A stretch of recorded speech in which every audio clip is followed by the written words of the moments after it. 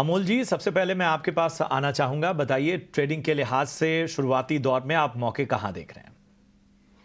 जी, नमस्ते। मुझे I think लग रहा है कि एफएमसीजी जिस वे में एक्टिविटी हुआ था कल, आई थिंक आज थोड़ा-सा करेक्शन में है, बट ओवरऑल लार्जर टेक्सचर अच्छा है, तो मैं एक एचयूएल के साथ जाना चाहूँगा। आज थोड़ा डाउन है, but positional point of view से लेवल्स अच्छे निकल के आ रहे हैं। टारगेट्स आ रहे हैं 2400 और 2430 और स्टॉप लॉस उसका रहेगा 2295। दूसरा मुझे एक लग रहा है जो इंडस टावर लग रहा है, जो एक कंसोलिडेशन में है और आज एक रिवर्सल फॉर्मेशन हुआ है। 340.50 के आसपास है और टारगेट उसका लग रहा है 360 जो उसका प्रीवियस स्टॉप भी है। आई थिंक वहाँ तक ये स्टॉक रैली कर सकता है और स्टॉप लॉस उसका रहेगा 332। But overall market texture volatile है, तो दोनों स्टॉक्स में स्टॉप लॉस स्ट्रिक्टली फॉलो करें। ठीक है, तो एचयूएल पर खरीदारी की राय और 2,400 रुपए प्रति शेयर का लक्ष्य, और इंडस टावर्स पर भी खरीदारी की राय 340 रुपए प्रति शेयर का लक्ष्य। आगे बढ़ते हैं। रवि जी, मैं आपसे भी पूछना चाहूंगी, आपके ट्रेडिंग आइडियाज क्या रहेंगे?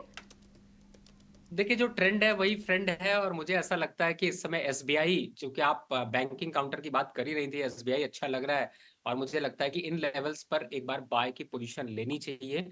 अपसाइड टारगेट, इमीडिएट टारगेट 835 का, लॉन्ग टर्म टारगेट अगर देखते हैं तो 880 रुपए का लक्ष्य अचीव करता हुआ नजर आएगा। और सबसे अच्छी बात यह कि स्टॉप लॉस भी बड़ा छोटा है, 810 के स्टॉप लॉस से आपको बेस्ट एंट्री मिल रही है, तो यहां पर एक बाय की पोजीशन बना सकते हैं। और इंपॉर्टेंट ये है कि अगर आज नहीं टारगेट 835 आता है तो कल परसों में भी कैरी करिए। मार्केट पे जो डाउनवर्ड आपको दिखाई दे रहा है उसमें सपोर्ट देता हुआ नजर आएगा।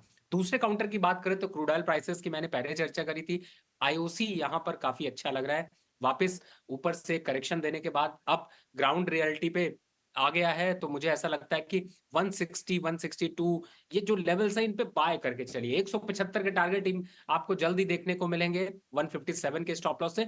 तो रिस्क रिवॉर्ड रेशियो इन दोनों स्टॉक में बहुत अच्छा है और आपको अपना पोर्टफोलियो चमकाना है। इस जो पैनिक सिचुएशन यहाँ पर है जिसमें आप घबरा रहे हैं, तो आपको ये काफी हद तक सहारा देते हुए नजर आएंगे। कैसा लग रहा है दबाव नतीजों के बाद हमने देखा स्टॉक पे? आपने मैनेजमेंट का नजरिया भी सुना। आगे फिलहाल किस तरह का व्यू बन रहा है? देखिए प्रशांत जी, आप लोगों ने बहुत अच्छे सवाल पूछे। इनफैक्ट ये कहा जाए कि जो जरूरी होता है कि मैनेजमेंट को खंगालना, वो आप दोनों लोगों ने बहुत अच्छे से किया। तो मुझे ऐसा क्लियर एक इंडिकेशन जो समझ में आ रहा है वो ये आ रहा है कि इस समय एक जरूर गिरावट के ट्रेंड में है, लेकिन फायदा आगे ये होने वाला है कि क्रूड ऑयल के प्राइसेस यहाँ पर अभी स्टेबल रहेंगे। रॉ मटेरियल कॉस्ट का एक इम्पैक्ट जो है वो यहाँ पर लोअर साइड पे होगा। और इस समय अगर स्टॉक को देखें तो आपको जरूर गिरावट दिखाई दे रही है। एक वीक में 2%, 3% का, एक मंथ में 6% का, लेकिन आप साथ ही ये देखें कि एक साल में 15% अभी भी स्टॉक ऊपर है। और मुझे ऐसा लगता है कि ये जो डिप है ये थोड़ा सा बढ़ेगा, यानी कि लगभग आ जाएगा आपका करीब 2750 के आसपास, और उन लेवल से वापस एक अग्रेशन दिखाई देगा, क्योंकि कंपनी ने बड़े स्ट्रांग सिग्नल दिए हैं, फंडामेंटली स्ट्रांग है और अच्छे वैल्यूएशंस पर ट्रेड हो रहा है। तो लॉन्ग टर्म के स्ट्रक्चर के हिसाब से वापस से 3200 के टारगेट यहाँ पर आपको निकल कर देखने को मिल सकते हैं। तो मुझे ऐसा लगता है कि करंट लेवल से आपको अभी जो जो भी इन्वेस्टर यहाँ पर अपनी पोजीशन है वो इस छोटे से जो डाउनफॉल आ रहा है उसमें बहुत परेशान होने की जरूरत नहीं है। होल्ड रखिए, थोड़ा लंबा समय दीजिए। एक बेहतर मुनाफा, एक डिफेंसिव भी है, क्योंकि निफ्टी में थोड़ी वोलेटिलिटी है, इस वजह से गिरावट देखने को मिल रही है, लेकिन स्टॉक बहुत अच्छा है। बहुत अच्छा है, ये राय है पिटिलाइट पर। अगर आपके पास स्टॉक है तो आपको घबराने की जरूरत नहीं। 4.5% की गिरावट आज है, लेकिन उसके बावजूद लॉन्ग टर्म में स्टॉक काफी अच्छा है। कैनरा बैंक पर भी नजर डाल लेते हैं। कुछ समय पहले उसके नतीजे आए, नतीजे अच्छे थे, जिसके चलते स्टॉक में 3% का उछाल दिखा। रवि जी, मैं आपके पास आना चाहूंगी, कैनरा बैंक पर क्या राय बनती है? जी देखिए, बिल्कुल देखिए, इस समय जो नतीजे हैं, एक एक डाउनवर्ड ट्रेंड आपको पीएसयूज में देखने को मिला था। उसके बाद लग रहा था कि कहीं ना कहीं से एक पैनिक सिचुएशन क्रिएट हो रही है, लेकिन थोड़ा सा हिट यहाँ पर जरूर इंटरेस्ट पे देखने को मिला है। लेकिन मुझे ऐसा लगता है कि कैनरा बैंक लॉन्ग टर्म की एक अच्छी बिड है। इमीडिएट टारगेट अगर देखते हैं तो 680 रुपए का लक्ष्य यहाँ पर आप लेकर चल सकते हैं। और ये इलेक्शन के बाद आपको शायद मेरे ख्याल से थोड़ा और अग्रेशन दिखाता हुआ नजर आएगा। तो करंट लेवल पर आप बिल्कुल पोजीशन बनाकर रखें। डिप मिलता है तो बाय करने की कोशिश करें। नीचे में स्टॉप लॉस 570 रुपए का रखें। अप साइड में टारगेट, पहला टारगेट 650, दूसरा टारगेट 680, ये टारगेट आपको अचीव होते हुए नजर आ सकते हैं, क्योंकि फंडामेंटल स्ट्रेंथ जो है वो काफी अच्छी देखने को मिली। बहुत ज्यादा नंबर्स इतने जो है वो डिस्ट्रैक्टिव नहीं आए हैं, तो मुझे लगता है फंडामेंटल सपोर्ट भी यहाँ पर अच्छा है। टेक्निकल ब्रेकआउट तो आपको दिख ही रहा है। बिल्कुल यहाँ पर बाइंग पोजीशन कंटिन्यू रखनी चाहिए। ठीक है, तो यहाँ पर बने रहने की आपको सलाह, आगे और ज़्यादा बेहतर संकेत मिलने की पूरी उम्मीद है। बढ़ते हैं, कुछ अहम स्टॉक्स पर चर्चा कर लेते हैं और बगैर आरईसी पीएफसी के आज की चर्चा अधूरी है। आरईसी पीएफसी एक शानदार रैली इस गिरावट भरे बाजार से पहले नजर आई थी।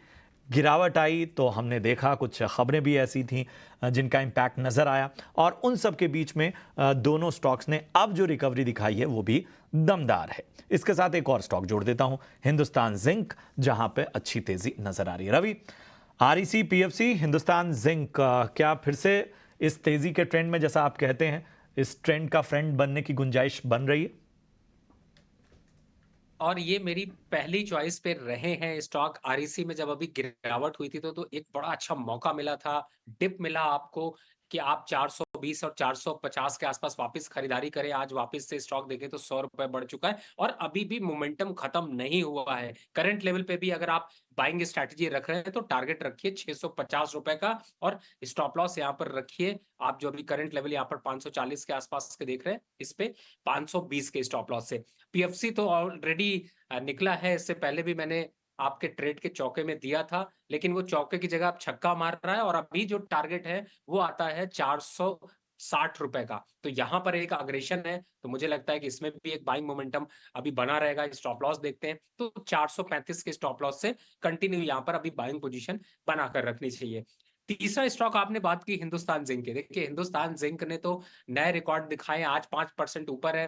थोड़ा सा एक करेक्शन आया था, एक बार को लग रहा था कि शायद नीचे मौका दे देगा, लेकिन अब कहीं ना कहीं से आपकी ट्रेन थोड़ी मिस हुई है, तो मौका उनके लिए है जिन्होंने पहले होल्ड कर रखा है। दूसरे जो नए इन्वेस्टर है उनके लिए थोड़ा सा रुकने की जरूरत है। अगर कुछ करेक्शन आ जाए, जैसे करेक्शन का मतलब है कि अगर 462 के आसपास के लेवल आ जाए तो शायद ज्यादा अच्छा होगा, लेकिन फिलहाल अभी मोमेंटम अप है। 490 के लक्ष्य आपको जल्द देखने को मिलेंगे। तो मुझे लगता है कि ट्रेन मिस हुई है, लेकिन कुछ और भी ट्रेन है जो चल रही है जिनमें कि आप एंट्री कर सकते हैं। हिंदुस्तान जिंक फिलहाल 490 तक के टारगेट आपको देखने को मिलेंगे। उन लेवल्स तक आता है तो एक बार वापस से आपके शो को रिव्यू करें कि आपका वहां पर कॉल क्या है, लेकिन मुझे ऐसा लगता है कि 490 के आसपास तक के लेवल इसमें देखने को मिलेंगे।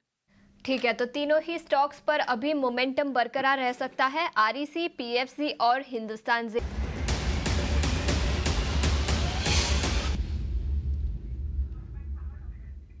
हमारे साथ हैं 5paisa.com के रुचित जैन जी। Ruchit, good afternoon. बताइए, ऑप्शन की दुनिया में बाजार के इस थोड़े बेहतर होते माहौल में मौके कहाँ देख रहे हैं? जी वेरी गुड आफ्टरनून।